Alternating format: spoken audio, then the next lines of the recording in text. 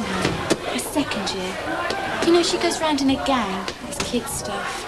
Georgina isn't even that pretty. I think you're more attractive than her. Do you think so? Well, I don't have much luck, do I? Excuse me. You two like some toast at break? What? Toast? We're selling it freshly made. How are you doing that then? Special facilities down at Gonchi's Toast Bar. Down by Griffith's bin store. Yeah, but keep it quiet. But tell your friends. How much is it? Hot butter toast, only 10p. 10p? You'll be making some profit. Yeah, but we've got overheads. Toaster, raw materials, labour, electricity. Electricity? 2 butter toasts at break then. It's only 9p to regular customers. Okay.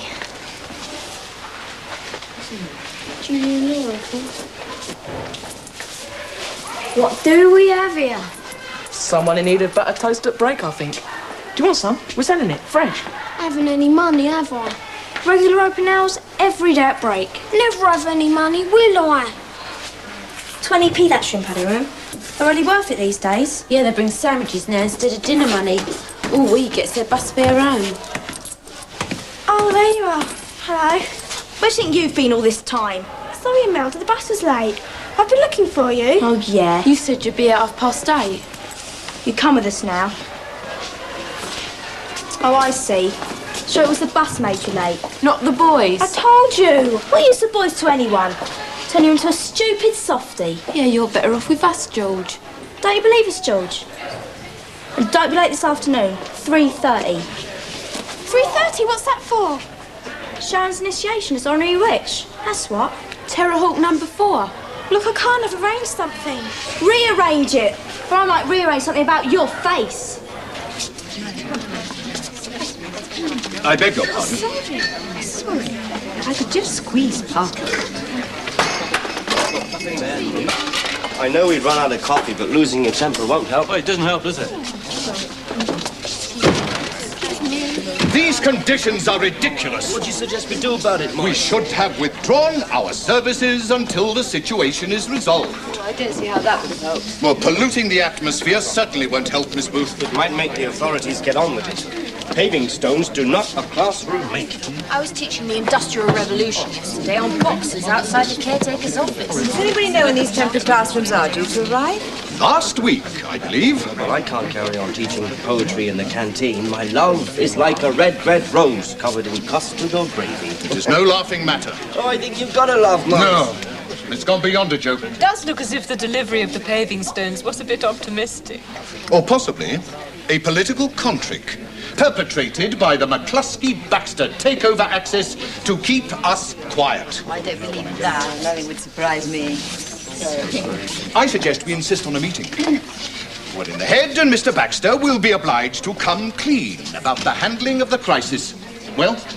Anything for a sane life again, Morris. Even a meeting. Jeff seems to be suffering less than anyone. He's really organised. He's arranged for the swimming team to practice at the leisure centre. Really? I would be most interested to find out how that is being paid for, whilst the rest of us do without. No doubt it is the result of fitting a deputy's hat onto a sports teacher's head.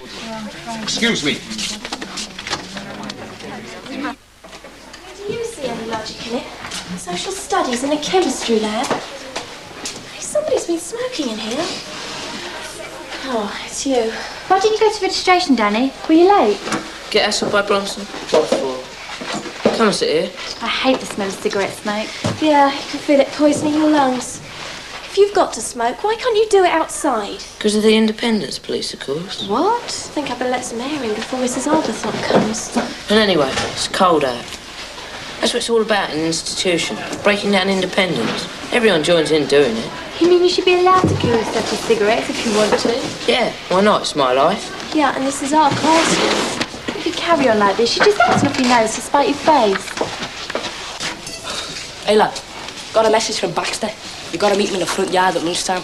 Why, what's happened? He fixed up something at team swim practice. Through lunchtime? Okay. Sling him in the box, quick as you can.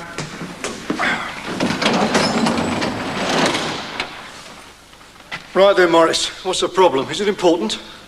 A minor matter to you, perhaps. Yeah, well, come on, I've got a football team waiting. And a swimming team, I hear. Taking over the leisure centre. A costly venue, isn't it? Yeah, well, the team's only just started. Needs building up fast if we're going to stay in for the Borough Cup. Yes, it must have been rather an embarrassment for you, suffering such a defeat at the first fixture. Well, it's only to be expected, first time out. So, you are making sure of future glory, At all costs. What do you mean? I mean, Mr. Baxter, that it seems clear you must be finding the position of deputy head rather convenient when it comes to funding sports activities. Now, you listen to me, Morris. Let's get the record straight, shall we? First, the leisure centre. I happen to have a mate who is chairman of the local authorities, resources and policy committee. So the leisure centre comes for free. Yeah, and before you ask, all the team's bus fares are paid for by me, personally, out of my own pocket. Satisfied? Go on, get that box outside.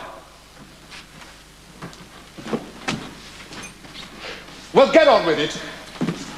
I think he'd make some sort of effort just to get along with people. You mean Danny? Not him. He gets on my nerves. That's it. He'll go on irritating people. Oh, he's got a chip on his shoulder. Hates authority. Well, I can understand that, all right.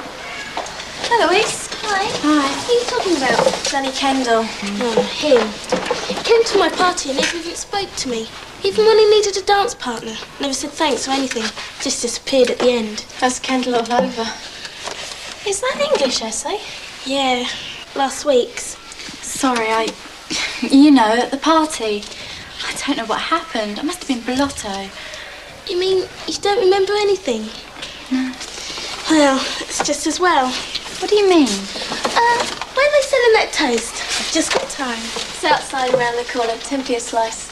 What did she mean? What did I do? You never said. She's got you really worried now, hasn't she? Don't worry, you didn't dance on the table or anything like that. Has your dad been all right since the party? No, same as usual. Why can't Mum stand up for me? Back me up sometimes. She knows it's not fair that I can't go anywhere or have any fun. Bossy authoritarian. I could really hate him. Oh, you better watch out. You could turn into another Danny Kendall.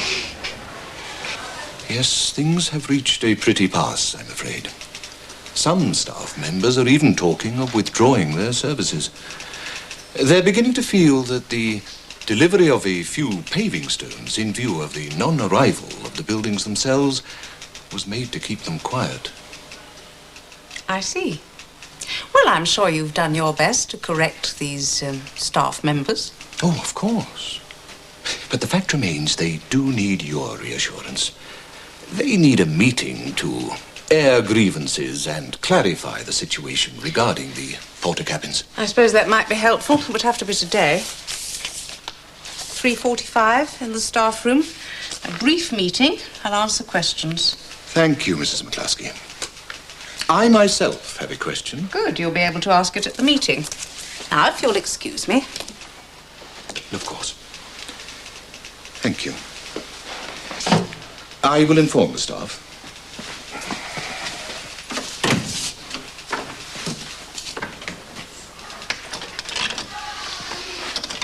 Baxter. Mrs. McCluskey and I are calling a staff meeting to discuss the overcrowding situation. 3:45 in the staff room, right?